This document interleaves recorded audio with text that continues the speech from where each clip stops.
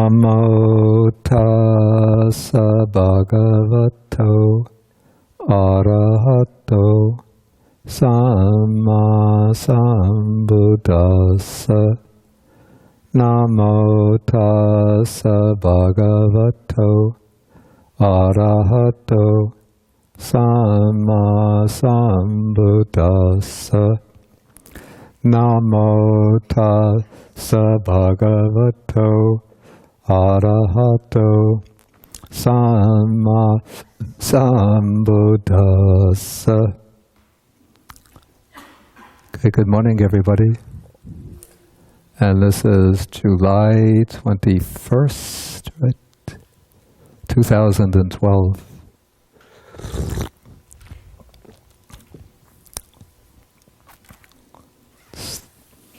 It's the birth anniversary of my teacher, actually, one of my teachers, Venerable Nyanaponika Mahatera,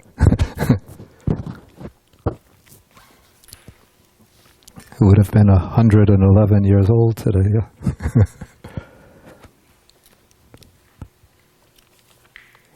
Okay, so today we'll be starting Sutta number 77 in the Majjhima Nikaya. This is called Maha-sakuludayi Sutta, the longer discourse to Udayi, or Sakuludayi. Let's get the beginning, and it begins on page 629.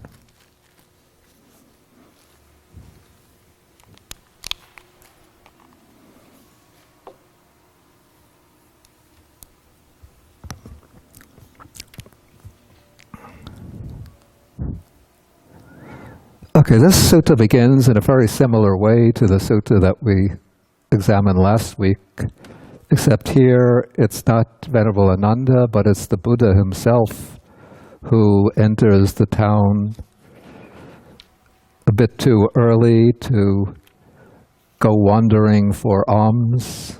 And here the Buddha is in the bamboo grove. He's staying in the bamboo grove, which is a little bit outside the city of Rajagaha.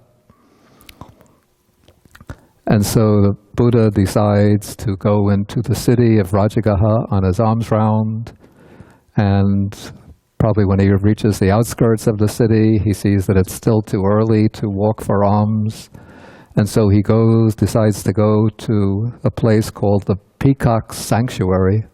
It must have been a place where peacocks would gather. Not only peacocks, but also wandering ascetics would gather there. Maybe in an earlier time the peacocks gathered there, but then it became attractive to wandering ascetics. And so they would go and gather there and have discussions. Probably they had some pavilions where the ascetics would stay overnight.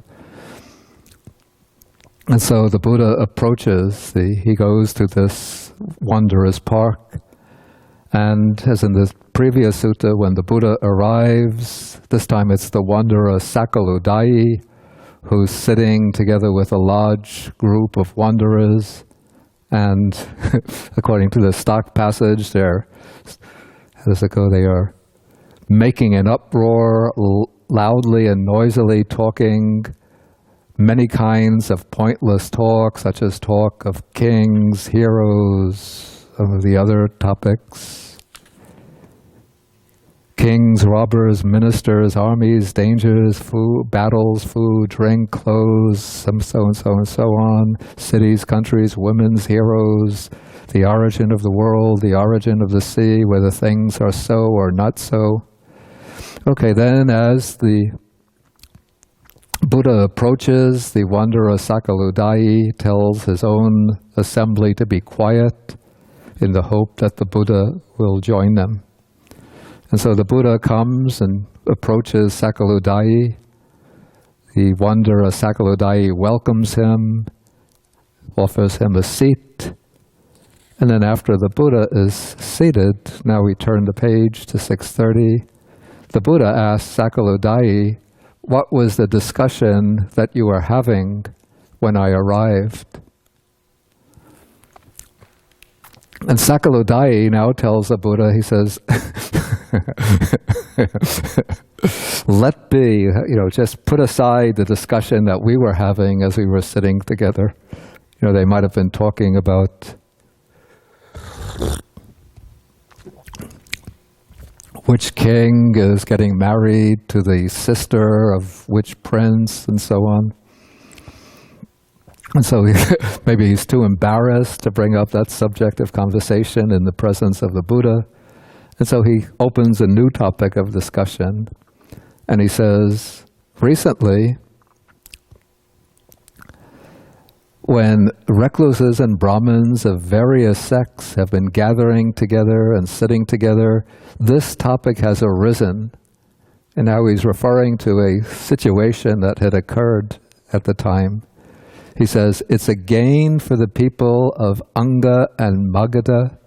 It's a great gain for the people of Anga and Magadha that these recluses and Brahmins, heads of orders, heads of groups, teachers of groups, well-known and famous founders of sects, regarded by many as saints or holy men. I think the word here is sadhu, which is still used in India to designate a saintly person or a holy man.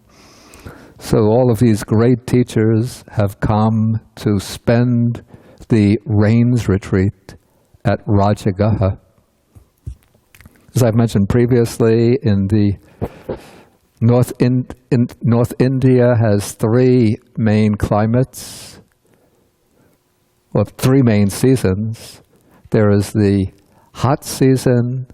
Well, let's start with the cool season, which starts from November, 4 months, November, December, January, February, till about the first half of March.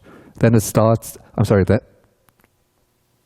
till about the middle of February. In the middle of February, it starts to warm up and get hotter and hotter, till one comes to the real hot season, which is March, April, May, and June. Then about early July, middle of July, there comes the rainy season, which lasts for 4 months. July, August, September, October.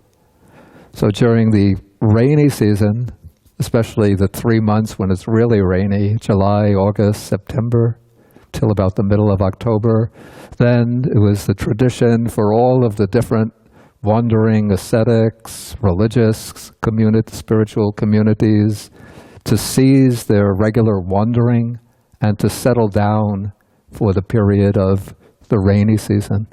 And the Buddha also made this a tradition for the Buddhist monastic order to observe what's called the Vassa, the rains retreat. And so apparently at this time, the Buddha and his own entourage of disciples are spending the rains retreat in Rajagaha at the bamboo grove. And for some reason, one of these, call it auspicious circumstances, all of these other famous teachers have come to Rajagaha to spend the rainy season. And so we have here now, the text is going to mention what are called the 6 famous teachers of the period. These are the 6 teachers who were the rivals of the Buddha, so to speak.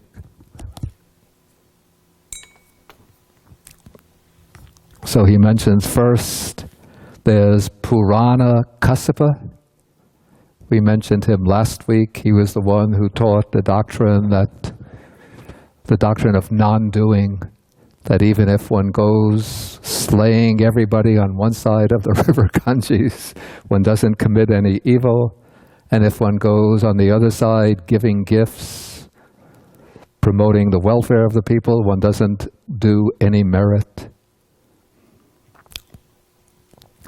Okay, then there is Makali Gosala. He was the founder of the sect called the Ajivakas. And he taught a kind of doctrine of fatalism, that everything is predetermined, predestined, including bondage and liberation. Then there's Ajita Kesakambali. He was the one who taught the materialistic doctrine that the person, when the person passes away, the four elements break up and dissolve, and there's no continuation of consciousness beyond death. Then Pakuda Kachayana, who taught the doctrine of the 7 elements or 7 bodies that I spoke about last week. Sanjaya Belatiputta, who was something of a skeptic, who believed that it was not possible for human beings to arrive at any kind of definite understanding of truth. And then there was Niganta Nataputta, who is also known as Mahavira. He is the historical, let us say, the great teacher of Jainism. Okay, so all of these teachers were present around in the vicinity of Rajagaha, and Rajagaha was the capital of the state of Magadha. And so for this reason, many people were saying that it's a great gain for the people of Anga. Anga must have been a bordering province, and Magadha, the central province, that so many great famous teachers have come to live at Rajagaha.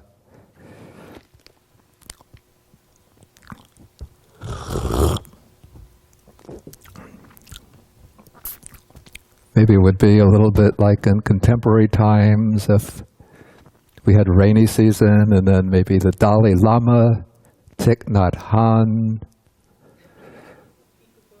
Well, not really that much. Maybe Joseph Goldstein, of course he's not a monastic, but supposing came to live and spend the rainy season at Carmel, or Cold Spring.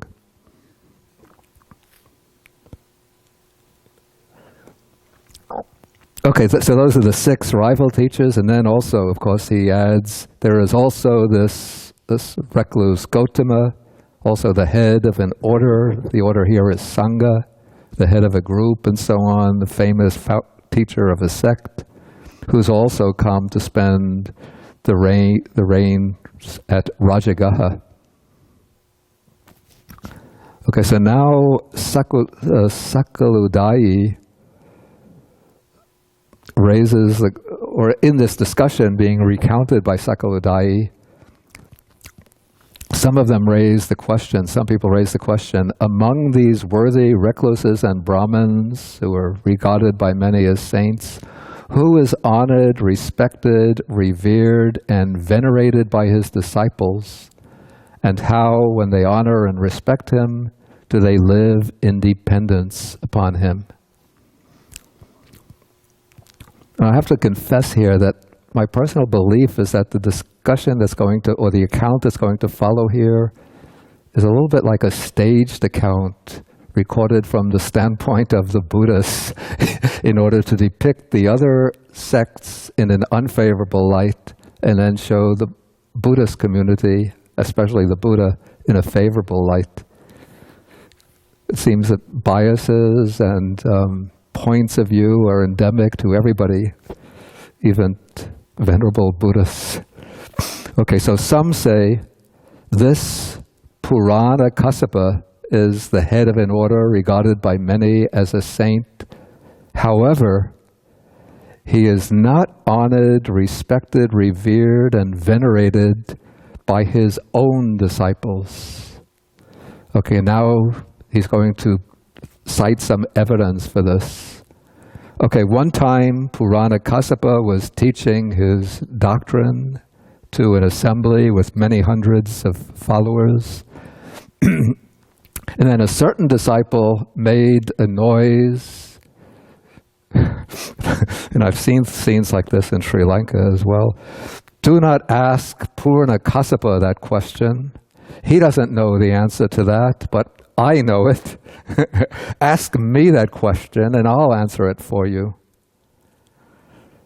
Okay, and so when this took place, then Purana Kassapa got upset, and there was a commotion taking place in the audience, And he waves his arms and he wails and he says, "Be quiet, sirs, don't make any noise. They aren't asking you. They're asking me, and I'm going to answer you."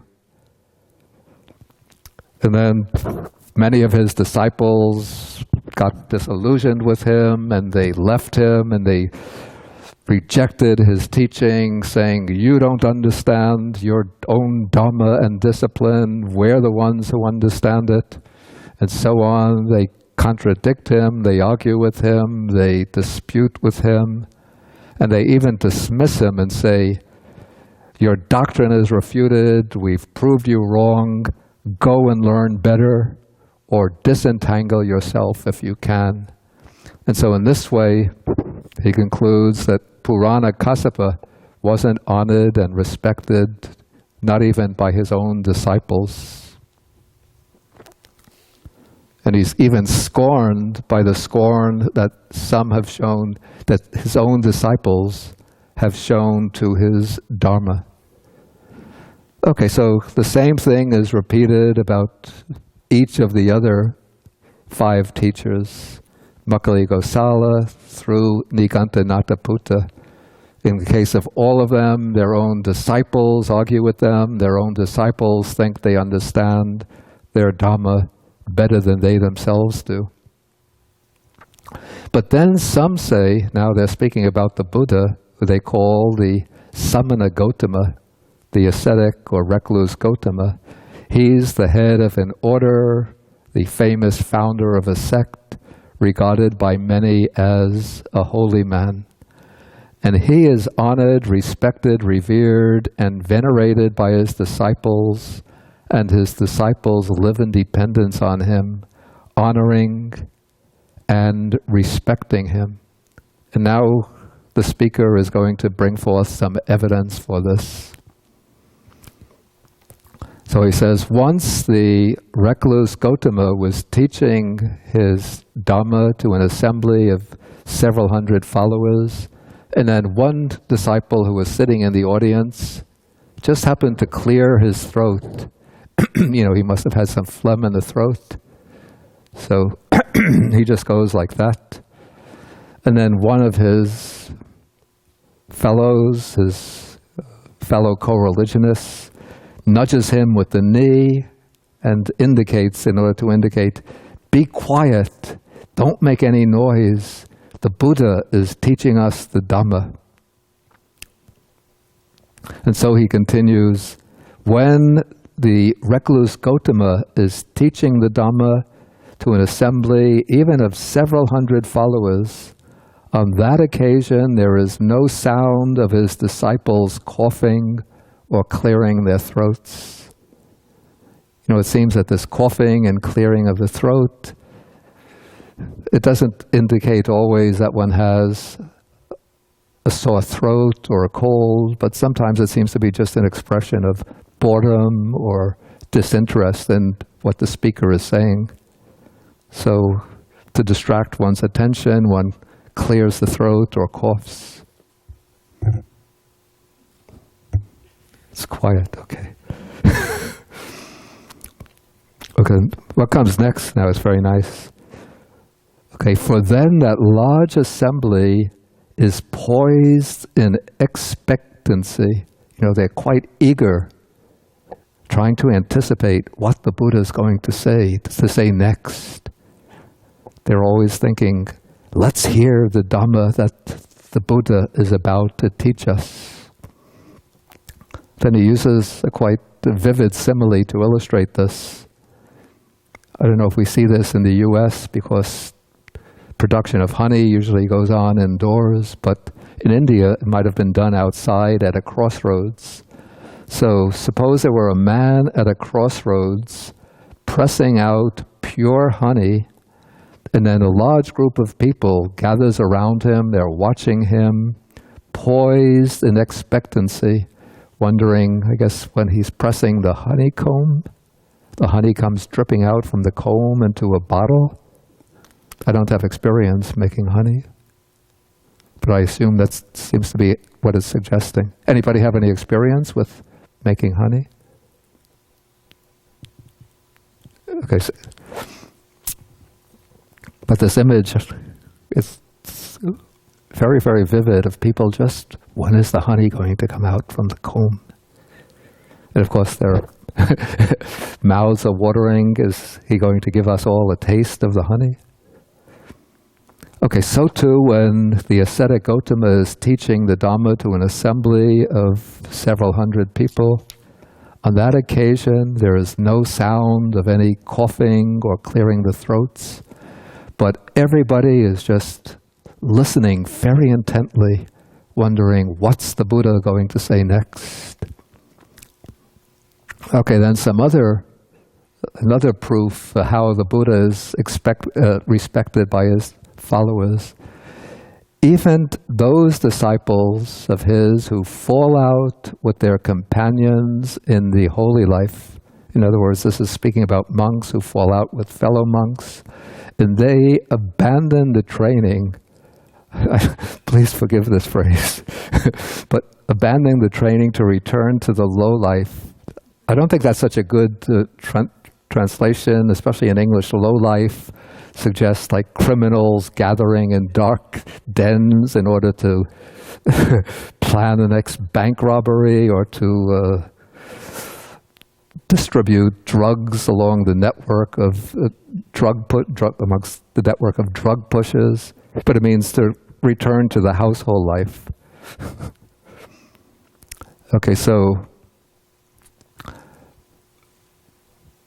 when these disciples abandon the monastic training to return to the household life, even they continue to praise the Buddha, the Dharma, and the Sangha, and instead of finding fault with the Buddha and his teaching, then they usually blame themselves, saying, we were unlucky, we had little merit, we went forth into homelessness in this swakato dhammo, this well-expounded dharma, but we couldn't live the perfect and pure brahmacharya, holy life, through the rest of our lives.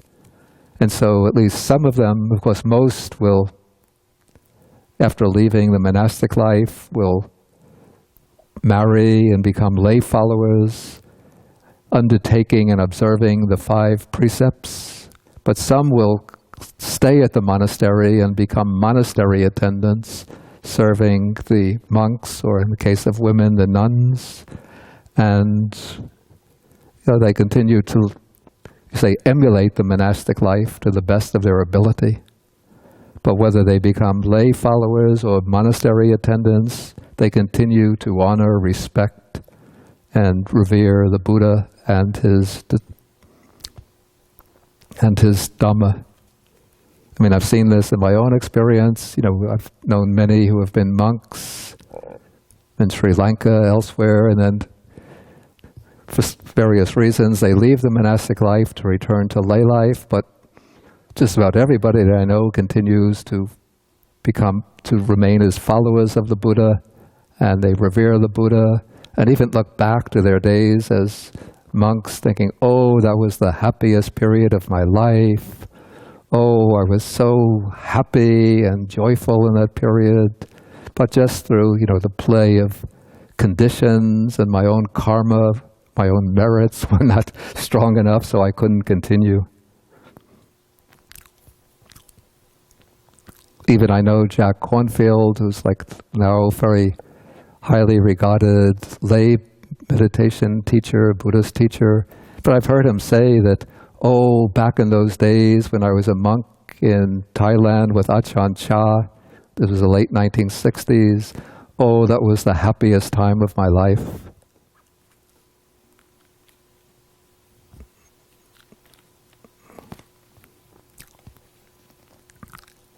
Okay, so this is Sakuludayi speaking. He's speaking quite high praise of the Buddha here.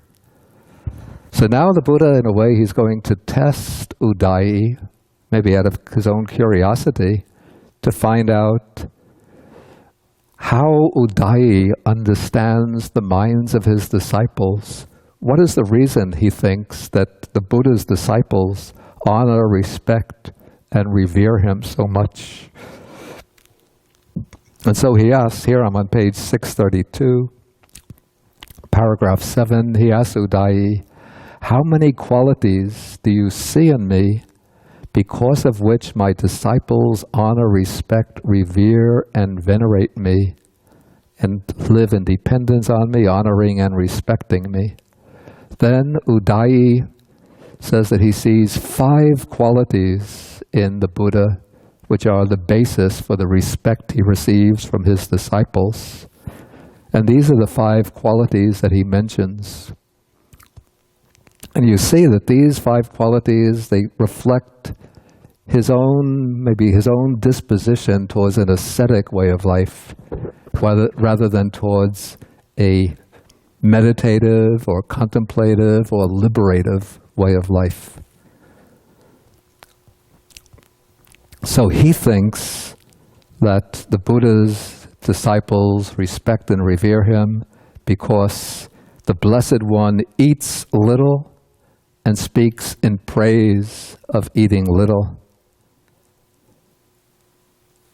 Again, he thinks the disciples revere the Buddha because the Buddha is content with any kind of robe and praises contentment with any kind of robe.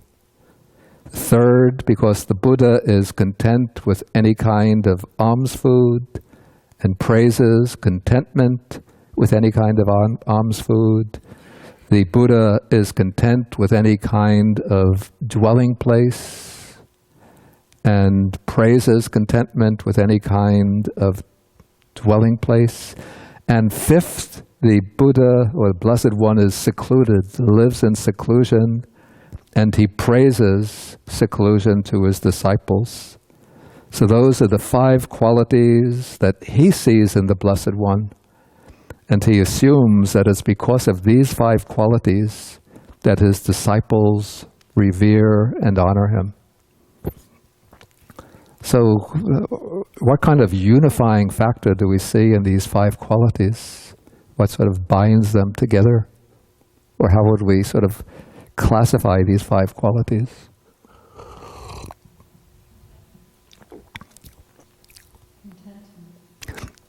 Contentment is, you say, the core of them. We have here, yes, 3 of them are directly concerned with contentment. That is contentment with any robe, contentment with any robe, alms food, and dwelling place. And then you could say the other 2 are sort of exemplifications of contentment, or maybe the pursuit of ascetic qualities. That is the first, eating little, not being concerned to eat sumptuous food in large quantities, and then going off into seclusion. But does Udayi pass the Buddha's test, so to speak? What do you think if you've read the sutta? Yeah, he doesn't, yeah. And now the Buddha is going to show him in the next few paragraphs why he's wrong, why he didn't pass the test. And he does this in the form of hypotheses. So he says, suppose, Udayi, my disciples honored and respected me, thinking that the recluse Gotama eats little and commends eating little. And now he says that there are disciples of mine who live every day, they just eat a cupful of food. I don't know what a cup was like in India in the Buddha's time. Maybe like a teacup.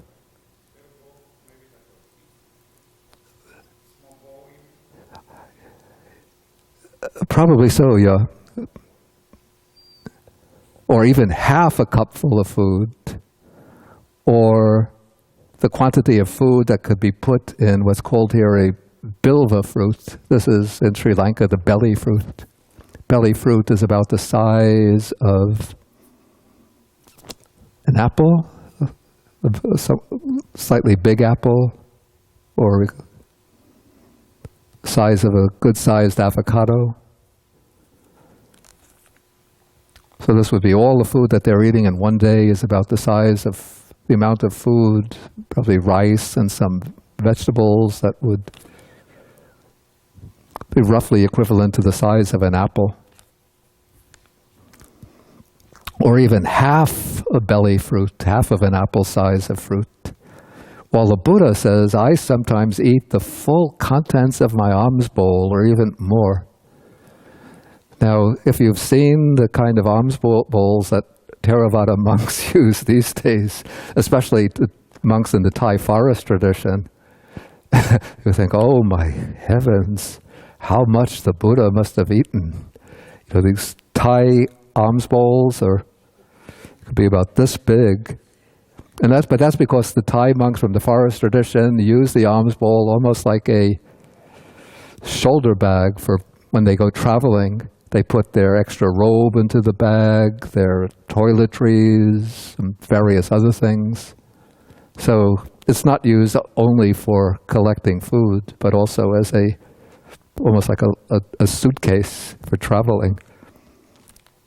And even the kinds of bowls that we use in Sri Lanka are quite big. They can hold much more food than one person could normally eat at a single meal. And that's generally because, well, we don't get the bowl filled up to the top, but usually just about a quarter or a third of the bowl gets filled. And this is because when we go on alms round, often we're going to collect food for sometimes 2 monks, 3 monks. So if there's a monastery, say, with 6 monks living, maybe each day 2 will go on alms round, and they'll collect in 2 alms bowls enough to feed 6 monks. And so the bowl is somewhat big. But you know, the bowl that's used by the Taiwan, I don't know whether it's used in China, but I've gotten the Taiwan bowl, which I use now. It's about this big. So it's quite reasonable, but even to eat a full Taiwanese bowl of food, it's quite I've never done it myself. Usually about a half of a Taiwanese bowl of food. So the bowls in the Buddha's day must have been quite small, not like the bowls we use today.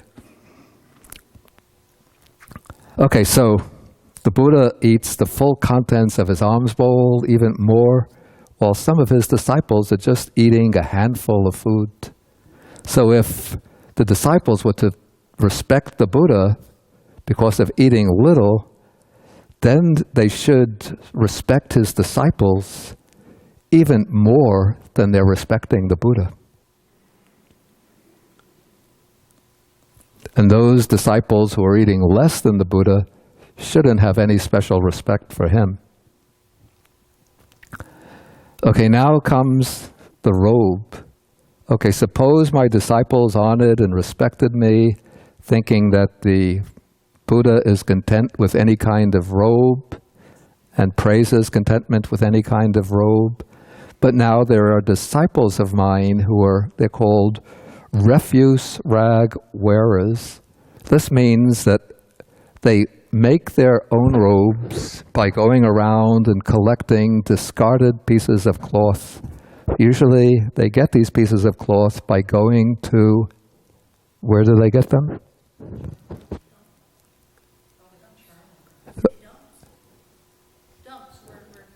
Dumps, but a special place, not an ordinary dump. Yeah, exactly, the charnel ground. When bodies are discarded in the charnel ground, they wrap them up in these pieces of cloth, and they discard the body there. And so the ascetics of the period would go to the charnel ground and maybe with a knife and cut off strips of cloth, and then they would take them, cut them into patches, square, rectangular patches, sew them together, and then dye them the color. Usually they would use pieces of bark, pieces of wood, boil it all into a big pot to make a kind of brownish, orange-brown color, and then dye that robe and wear them. So these are called pangsukula, which means literally dust robes, or dust robes made out of dust cloth. Yeah, so it gives the explanation here. They collect rags from the charnel ground, from rubbish heaps or shops, and make them into patched robes and then wear them. But I sometimes wear robes which have been given by householders. These would be robes which are made by professional tailors under the instructions of householders who want to offer robes. So the cloth will be fine, good quality cloth. The sewing job will be impeccable. It will be dyed a quite nice color, a uniform color. And so if the Buddha was praised for contentment with any kind of robe, then the real praise and honor should go to those disciples who were wearing the refuse rag robes.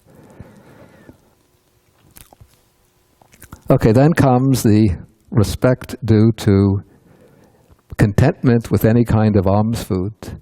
This is a little different from the first one, since it's concerned more with the quality of the food rather than quantity. Okay, so if the Buddha were to be praised or to be honored because he is content with any kind of alms food and praises contentment with any kind of alms food, then some of his own disciples should be praised and honored more highly than the Buddha. Because the Buddha has disciples who are called alms food eaters, pindapatikas. And this means that they make a vow not to eat any food which is especially brought to the monastery and offered to them. Or they make the vow not to accept invitations to go to houses to receive special offerings of meals prepared by householders. But rather they make the vow just to go from house to house with their alms bowl, collecting food which people will offer them at the door, and then they go either to a quiet place or back to the monastery and take their meal from the food that they collect on alms round. And some of them go on what is called, is translated here, unbroken alms round from house to house. And it's a more rigorous practice than simply going on alms round. This is the case where you make the vow to go to every house, whether one knows that one regularly gets food there or not. So, say there's a street with, say, 6 houses, and you've gone for months to those houses. At house 1, 2, and 6, they regularly offer food. But houses 3, 4, and 5, they've never offered food. But whenever one goes on alms round, one stands outside house 1, people offer, you say, Sukhi Hotu is like blessings to you. Second house, people come out, they offer some food. Sukhi Hotu, blessings to you. Third house, you stand there, generating loving kindness. May these people be well happy. Maybe the people are going about their business. Somebody looks outside, sees a monk there, pretends he doesn't see them, goes back to their business. So you just stand there for a few minutes. May you be well, happy. May all your good purposes be fulfilled. Go on to house 4, house 5, you do the same thing. Then you go to house 6 and people come out and offer the food. And you say your blessing. And you do this every time. And then sometimes it happens, you might be doing this for a month. People in houses 3, 4, 5 have never come out. Then the last day of the month, you're standing there generating loving kindness. Then suddenly the door opens up and people come out with the food and make the offering. Is that practice too, this is too practiced in Sri Lanka? In Sri Lanka, for monks to go on alms round from house to house, it's not so common. In Thailand and Burma, actually what's become common because people expect the monks to be going on alms round at particular times. So instead of people being in their houses, they set up like little tables outside the house, and they'll have stacks of food on the table, and then the monks come by in the line, and then they give to the people who are going by. But for this reason, I only have experience with Sri Lanka, and I used to go from time to time alms round in Sri Lanka, but it makes it so much more enjoyable than if the people are already waiting outside with their tables stacked with food. Because some of my happiest moments in Sri Lanka were like maybe you're taking a walk through the countryside and you have the alms bowl, and it's getting to be the time for the meal. Maybe we take the food usually about 11, so 11:15, you see it's getting close. You just take your alms bowl, you find the group of houses, and the people there are not expecting a monk to go by because it's not done regularly, but you just stand there with the bowl, and then it's not like the West where people close their doors, close their windows, but because it's a hot climate, the doors are usually open, people are coming in and out. Sometimes if there's little children, the children will come out and play. And so you're standing there, and then the people suddenly, they catch the sight of, what's that at the door? Wow, a monk! And they regard this as a very valuable opportunity to do a meritorious deed. For them, yeah. And so they might have some food that they're already preparing for the middle of the day, or they might have some leftovers from the previous day, which they'll say, please wait, and then they'll heat them up, and then they come out, and then they'll offer. How long did I do the alms? You see, at the place where I was staying, which was for most of the time, it was in the forest, so we didn't go on alms round every day. We had a system worked out where there would be a monastery attendant who would use a bicycle to drive into town, pick up the food in these baskets and bring it back. But at a certain point, we observed the practice of going once a week, something like that, on alms round to the village, the people to the village to collect food. But sometimes when traveling, like sometimes taking like a walk through the countryside over several days, then just bring the alms bowl along, and when you stop at houses, then just go on alms round. And it's really very, very enjoyable.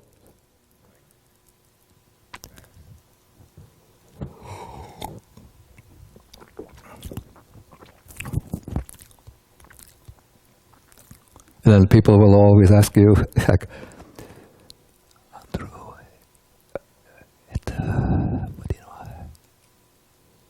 Heta is tomorrow? Okay. Andrew, Heta, what do you know? Venerable, are you coming tomorrow? Or Andrew, Hemadama, what do you know? Are you coming every day? Then I have to say, I'm sorry, but I'm just passing through. Can't come tomorrow.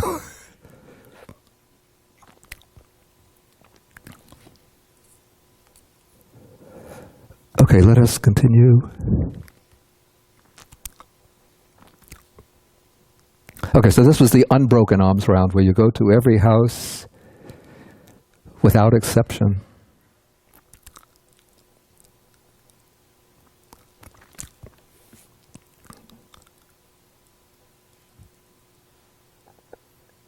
Okay, so when they have gone amongst the houses, then they won't agree, even when invited to sit down.